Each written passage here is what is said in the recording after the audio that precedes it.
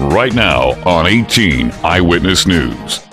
The Mountain Music Festival is this weekend. We'll tell you about how the event got started. Also, Jefferson College will have their commencements on Saturday. And a few new details in a Puxico man's death, the reason his wife gave for killing him. All of these stories and Dustin's latest storm tracker forecast on 18 Eyewitness News. 18 Eyewitness News starts now. Hello, everybody. Thanks for joining us. I'm Fred Dawkins, and these are the top stories we're working on for you on 18 Eyewitness News.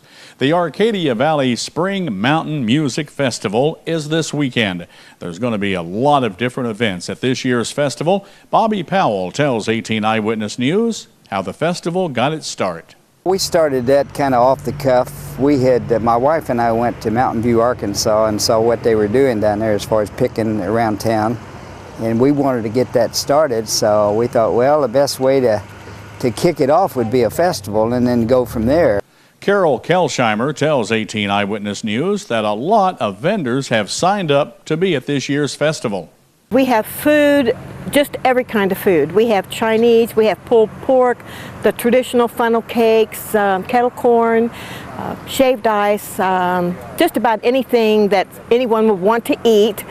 And we have a lot of craft vendors coming, a lot of woodworking, crocheted items, sewing items, and then we have a lot of informational booths too. For more information about the festival this spring, visit our website, KDKZ18.com. Now, are you planning to go to this year's Mountain Music Festival? Tell us by voting at our online poll at KDKZ18.com. Gary Sanscrow will be prosecuted by the Missouri Attorney General's office for the shooting death of Washington County Deputy Chris Parsons. The shooting occurred on December 15th of last year. Sanscrow is charged with first-degree murder and armed criminal action in the case. This week, Washington County Prosecuting Attorney Josh Hedkorth filed a motion to appoint a special prosecutor because he felt that prosecuting the case himself would be a conflict of interest since he represented Sanscrow in the past. A preliminary hearing has been set for May 21st, but may be changed to a later date. Jefferson College will host its 48th annual commencement ceremonies on Saturday in the field house on the Hillsboro campus, as a combined total of over 940 students are eligible to receive associate degrees or career and technical education certificates as the class of 2013. A ceremony for graduates of career and technical education programs will begin at 10, with doors opening at 8:30 in the morning. A ceremony for graduates of arts and science education programs will begin at 2 p.m., with doors opening at 12:30 p.m. To conclude the college's 50th anniversary celebration, a special motivational multimedia presentation involving Jefferson College faculty, staff, and students will be presented at each ceremony in lieu of a traditional address from a guest speaker. Missouri senators discussed Senate Bill 114, which would modify provisions related to intoxicating liquor. During the debate, Senate Minority Floor Leader Jolie Justice of Kansas City mentions she has been on both sides of the issues for years. As a lot of people in this building, I've had several different opinions on this bill. Last year, I was opposed to this bill because there were concerns from my hometown brewer. Missouri senators also debated Senate Joint Bill Resolution 16, which, upon voter approval, would impose a temporary 1-cent sales and use tax for transportation. Senator Mike Keogh of Jefferson City sponsors that resolution. To make sure that the list the Highway Commission publishes for the projects they will do, should this be approved by the voters, is being implemented, and that the projects they said would be on the list are in fact by then started. Both measures have been set aside for further debate. Now Dustin Kopp is here with a look at our first forecast. And Dustin, is it going to be good weather for the Mountain Music Festival? Good evening, Fred. Good evening, everybody. Temperatures across the area on the warm side, but not too bad. It's 69 right now in Potosi, 69 in Ironton, 71 in Piedmont, and right now in Cape Girardeau, we're at 72 degrees. Throughout the evening this evening, we're going to be seeing temperatures continue to be on the mild side. 75 around 7 p.m. Mostly cloudy skies, 70 at 9. By midnight, we're down to 66 and mostly cloudy skies. We did see some showers and thunderstorms earlier in the day today. We'll be seeing you on your Friday. I'll get you all the latest weather information coming up in just a little bit. And when we come back on 18 Eyewitness News, the Spirit of the Discovery Bus is coming to the Bollinger County Museum. That story coming up only on 18 Eyewitness News.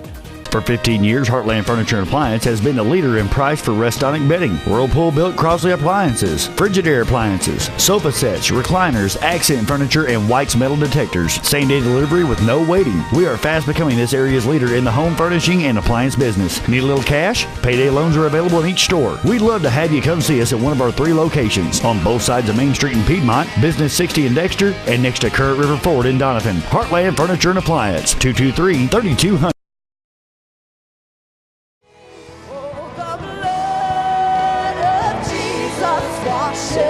Let it wash you this morning. Oh, the blood of Jesus shed for me. What a sacrifice that saved my life. With the blood, it is my victory. How can heat also be cool? When it comes from targeted induction technology, which uses electromagnetic waves to quick heat your pan, boiling up to 40% faster, while the surface around it stays perfectly cool to the touch. It's faster, hotter, and, well, cooler. Hi, Bob Seabaugh at Seabaugh Furniture and Appliance. Come and see this and other great features and benefits that will amaze you. Now on sale at Seabaugh Furniture and Appliance in downtown Fredericktown. You're watching 18 Eyewitness News with Fred Dawkins and Dustin Kopp. 18 Eyewitness News continues. The NASA Spirit of Discovery bus will be on the parking lot of the Bollinger County Museum Saturday. Museum Director Patricia Welker tells 18 Eyewitness News that there will be all kinds of neat things on the bus. They will have different kinds of displays and artifacts that deal with the NASA's manned and unmanned space exploration program. And they always have a lot of models, and then they have some interactive things that kids can take part in and do. The SEMO Explorer bus is a 38-foot-long mobile teaching and learning center with exhibits and activities geared to grades 3 through 6, but enjoyable for all ages. The bus will be open from 10 a.m. until 4 p.m. Admission to the bus is free. For more information, call 238-1174. The Southeast Coalition for Roadway Safety is now accepting law enforcement grant applications for the 2014 contract year. Law enforcement grants can be used to help cover the cost of overtime and equipment for checkpoints, saturation patrols, and law enforcement. Applications will be accepted through Friday, May 31st. Grants are carefully reviewed and awarded based on the greatest need and the proposed impact on reducing fatalities and injuries. Verification of departmental seatbelt policy and agency involvement with the coalition will also be considered. To get an application, visit our website, kdkz18.com. In a story that we brought you back on Wednesday, in the shooting death of a Puxico, Missouri man, Chris Isaac's wife has been charged with his murder. The murder took place Tuesday morning. 47-year-old Victoria Isaacs was charged with Class A felony of first-degree murder with no bond set. According to the probable cause statement, Victoria Isaacs called 911 at around 8:18 a.m. and told the dispatcher that she had shot and killed her husband. Chris was shot 6 times. After Victoria was arrested and mandarized, she told police that she needed her medication, that it was on the table of her home, and that she took some that morning. She also told the officer she was just laying in bed and something told her to get up and end him, according to the probable cause statement. A fund has now been set up at any People's Community Bank location under the name Kenneth Isaacs to help pay for funeral costs. And when we come back on 18 Eyewitness News, we'll take a look at the latest Missouri state headlines.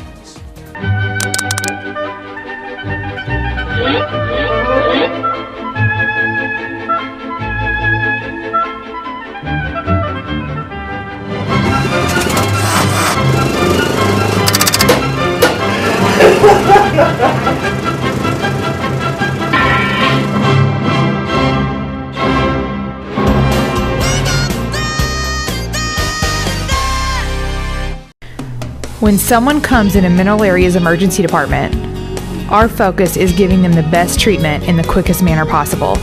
We track every single patient, sending the doctors information before they even walk in the room. We have dedicated X-ray and CT equipment in our emergency department.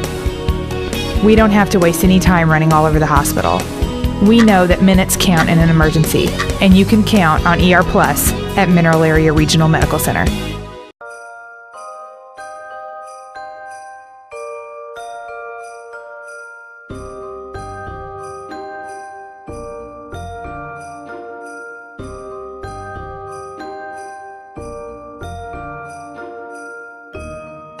With extended hours, let the UPS store pack and ship your gifts. Hi, I'm Steve from the UPS store in Farmington, Missouri. Me and my staff would like to wish you and yours a Merry Christmas and a Happy New Year. Police in southwestern Illinois say a suspect fleeing authorities jumped from a highway ramp leading to a Missouri River bridge into St. Louis. The man survived and is in the hospital. Investigators in Cahokia, Illinois, just southeast of St. Louis, were conducting a sweep on Wednesday for fugitives and illegal drugs and guns when the man sped away from police trying to stop his car. The suspect then crashed onto a ramp on the Poplar Street Bridge and tried to flee on foot before leaping over a guardrail. Police say he survived the fall and attempted to hide after he landed but was arrested. Children's Mercy researchers have come up with a new way to estimate the weight of young patients in time-sensitive situations. The new method involves measuring the length and circumference of the upper arm. It's called Mercy tape, which is short for taking the guesswork out of pediatric weight estimation. Such estimates are used to determine things like how much medicine to give patients. The estimate also gives medical staff, which determines children are growing normally. The City Council of a St. Louis County town is deadlocked over a proposal to reinstate the former mayor who was ousted last month for violating the city charter. The Ellisville City Council's tie on a vote Wednesday to reserve ex-mayor Adam Paul's removal from office. The vote came after several residents asked the council to reinstate Paul.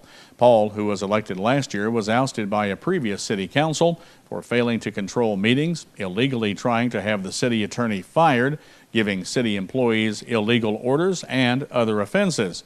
Paul still could return to office if he prevails in a lawsuit that he filed last month. And a Kansas City man has been sentenced to life in prison for raping an 84-year-old woman during a break-in at the home she shared with her 93-year-old husband. The sentence imposed Wednesday on 19-year-old Tony Putman also includes a total of 10 years for kidnapping and robbery. Putman is expected to spend more than 34 years behind bars. Putman pleaded guilty in March to the charges linked to the July 2012 attack. The weekend's on the way. It's getting closer and closer. I'll give you all the latest weather information coming up. We'll be right back. Your health is brought to you by Parkland Health Mart Pharmacy. If you or a loved one has been implanted with a pelvic mesh, commonly called a bladder sling, you may be entitled to a significant cash award. Many women implanted with this device have suffered discomfort, excruciating pain, and even incontinence. The FDA has even warned that pelvic meshes may cause serious injuries, including pain, scarring, infection, incontinence, and discomfort. If you or a loved one has been implanted with a pelvic mesh, call the Rely On Group at 800-796-6986. Here is your Storm Tracker forecast. And welcome back. Temperatures across the area not too bad right now. 77 degrees under a mostly cloudy sky. Feels like 77 out there with current dew point at is about 62 or so. Humidity at 59% and south wind at 7 miles per hour throughout the area. Not too bad on temperatures as well. 70 right now in St. Genevieve, down to our south in Cape Girardeau at 72, 69 in Fredericktown, 71 in Ellington. Across the state of Missouri, we're on the warm side as well. 75 in Columbia, 73 in Springfield, and as well as St. Louis, about 77 degrees. And we're going to continue to be on the warm side throughout southeast Missouri and pretty much the state of Missouri. Isolated thunderstorms continue. Spring-like and summer-like air continue as well. And it looks like the weekend is looking dry. So here's what our setup looks like. We do have a batch of showers and thunderstorms off to our south, possibly isolated at best. We could see some isolated thunderstorms off and on for the next several days. The weekend, though, looking dry, so we may get a break there, but then return to those showers and thunderstorms on Monday. I'm talking about Monday, possibility of some severe thunderstorms. We'll keep you updated on that. So, forecast for tonight, we're down to about 59 to 62 with showers and thunderstorms isolated. Winds coming out south 5 to 10. For tomorrow, not a bad day temperature-wise, 74 to 80. So, further north you go a little bit cooler, further south a little bit warmer. Isolated thunderstorms, winds coming out south 5 to 10. The next several days look like this. We are seeing a mostly cloudy sky on your Saturday, 81, partly sunny and 85 on your Sunday. Then showers and thunderstorms develop on Monday and Tuesday. Again, those showers and thunderstorms on Monday, possibly on the severe side. We'll keep you updated right here on KDKZ and all of the Dawkins broadcast group of stations. Mostly sunny on your Wednesday, high of 81 and 77 and partly sunny on Thursday. Don't forget you get the latest weather information at our website, kdkz18.com. I'm Stacy Johnson. Are you hungry for a recipe that'll feed a family of 4 a feast for less than 15 bucks? We'll see what's cooking. It's just ahead on Money Talks News. Tips to make you money delivered daily. The totally free Money Talks newsletter. Sign up now and get my money makeover video, a $50 value, as my gift. MoneyTalksNews.com. Attention, Accutane warning. If you have Crohn's disease, ulcerative colitis, or inflammatory bowel disease, it may have been caused by the acne drug Accutane. Accutane victims have recently been awarded millions of dollars. Do not delay. There are time deadlines to file a claim. Call the Rely On Group now to be connected with an experienced attorney. There is absolutely no risk on your part. You don't owe us a penny unless we are successful. Call the Rely On Group at 800-698-3105. If you have diabetes and you're on Medicare, call now to get the new talking meter. These new meters are more accurate, they're easier to use, and the best news is you don't have to prick your fingers anymore. Arriva makes it simple. They bill Medicare directly. There are no upfront costs, and they deliver your supplies right to your door for free. For more information, call 1. We all want to get the most for our money, especially when it comes to food. So how about a meal for a family of 4 for less than 15 bucks? This week's Frugal Family Feast features a scrumptious chicken pinwheel called roulade.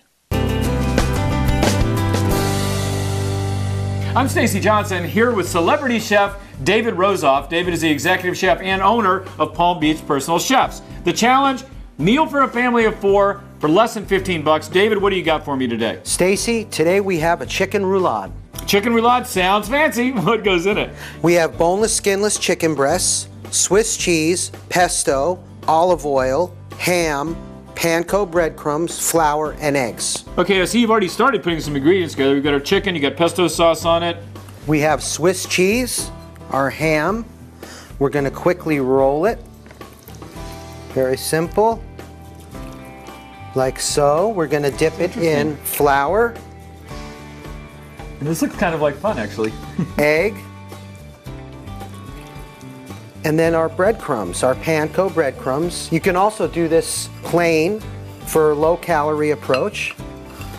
And then we're going to saute it in a pan for 1 to 2 minutes, browning it on all sides. Okay. And then finish it off in the oven, 400 degrees for 30 minutes. And here's what it's going to look like when it's done, and here's what it's going to taste like. Ooh. Oh my, that is some good stuff. You folks need the recipe. Go to MoneyTalksNews.com right now. Do a search for Frugal Family Feast. For Money Talks News, I'm Stacy Johnson. As Stacy said, he's got more information and links at his website. To get there, just go to our website, KDKZ18.com. Click on the Money Talks link under the Lifestyles menu.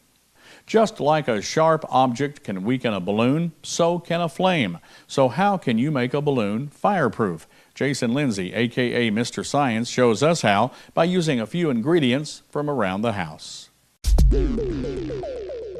We all know that sharp objects and balloons don't go well together. What about fire and balloons? I think you know the answer to that, but let's test that hypothesis. What happens when I get a flame close to a balloon? It gets weak and it pops, right? That is the balloon. But what would happen if I put a little bit of water in the balloon? Hear that? And then get the flame where the water is. Just sit and hold it there. Keep holding it there. Not popping, is it? In science, it's not a magic balloon. Here's what's going on. Basically, the water is absorbing the heat from the fire, taking away from the rubber, and the rubber is not becoming weak, therefore not popping. So yes, you can do this experiment. Just add a little bit of water to your balloon, and it will absorb the heat from the fire and will not pop. Learn more at hookedonscience.org. Go to KDKZ18.com, click on the Hooked on Science link under the Lifestyles menu for this experiment and others that might get you and your entire family hooked on science. And coming up in sports, the Cardinals win over the Mets, the Royals take the game from the Angels, and the sound of the Royals has passed away. Sports Zone is next.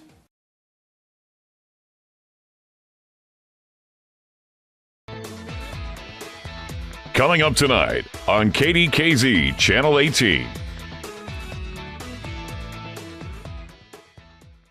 This is Sports Zone. Shelby Miller followed up his one-hitter from a week ago with a 5-2 scoreless innings and got a no decision as the Cardinals scored the go-ahead run in the 7th inning to lead 4-2 in a win on Wednesday night over the New York Mets. The win instead went to Seth Manis, who was the pitcher of record after Rick Ankiel's 2-run homer off the rookie tied the game at 2-all in the 7th. It was his first homer against the team that converted the pitcher to an outfielder back in 2005. Billy Butler drove in 2 runs with a bases-loaded single during a 7-run third inning as the Royals took the series from the Los Angeles Angels, winning 9-5 on Wednesday night. Butler entered into that series 4 for 35 at a slump, but he went 8 for 13 with a homer and 9 RBIs. He had just as many RBIs in this series as he had in 103 at-bats over the last 25 games. And Fred White, a radio voice familiar to Royals fans for 25-plus years and associated with the club for 40 years, has passed away on Wednesday due to complications from melanoma. He was 76 years old.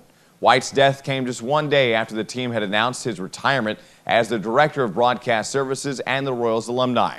White was best known for the 25 years that he teamed up with Denny Matthews in the Royals radio booth. That's today in sports. Fred and Dustin, guys, it's back to you at the news desk.